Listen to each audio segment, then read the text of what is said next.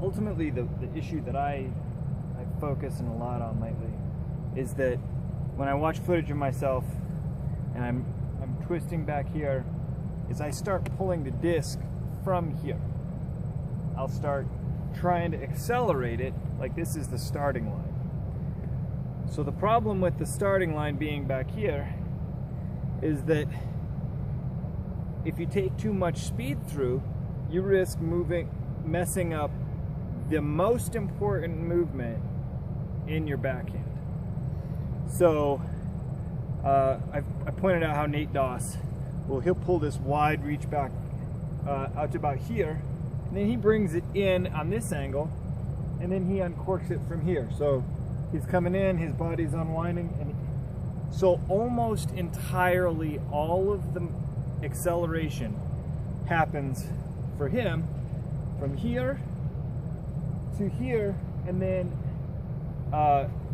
he's gonna rip from his fingers, pinching between the knuckle and the thumb and getting a lever action there. So he's unloading his lead. So let's consider this a hinge, and this is just a door, right? So instead of pulling wide on a circle where your hand is going to be moving slow and you let the disc go, disc is just going to go as fast as your hand, which not that fast. If we pull it tighter to the point where the pivot is here, and we're going to pull the disc around this arc,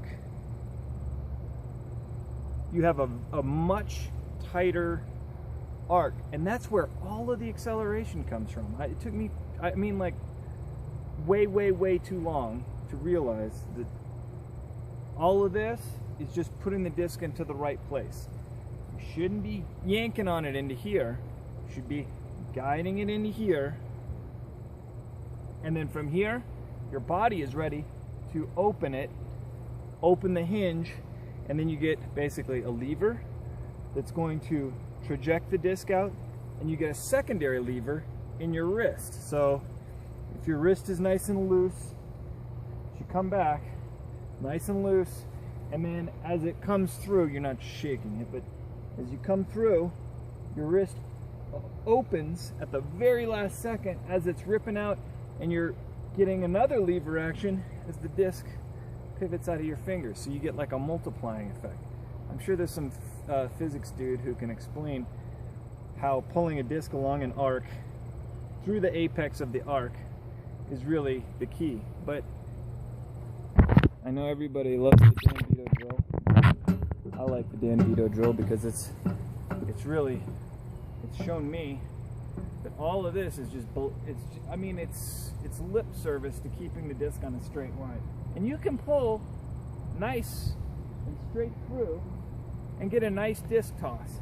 But if you can allow your weight to come into here, zero speed, and then accelerate, it's like a multiplying effect. I don't even know how else to describe it, but I'm not gonna take a step.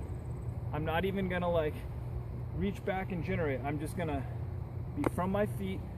I'm gonna reach back real slow.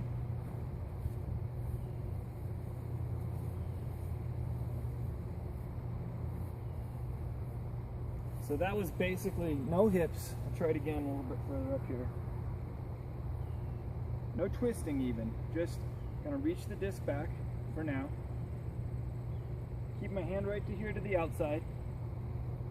I'm gonna keep my nose pointed perpendicular so that I don't try to strong arm it with my chest. And then from here, I'm just going to accelerate open.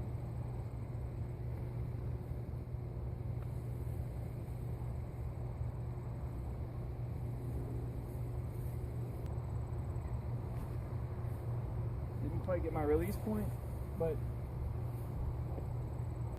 if I add the hips in, I get a little more powerful of a reach back. From a standstill.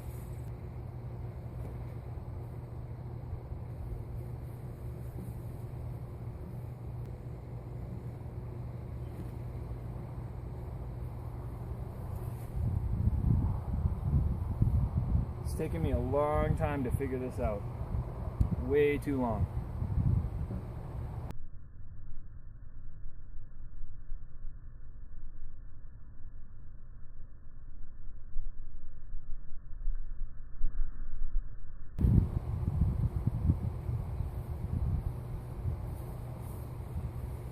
That was about 260 also.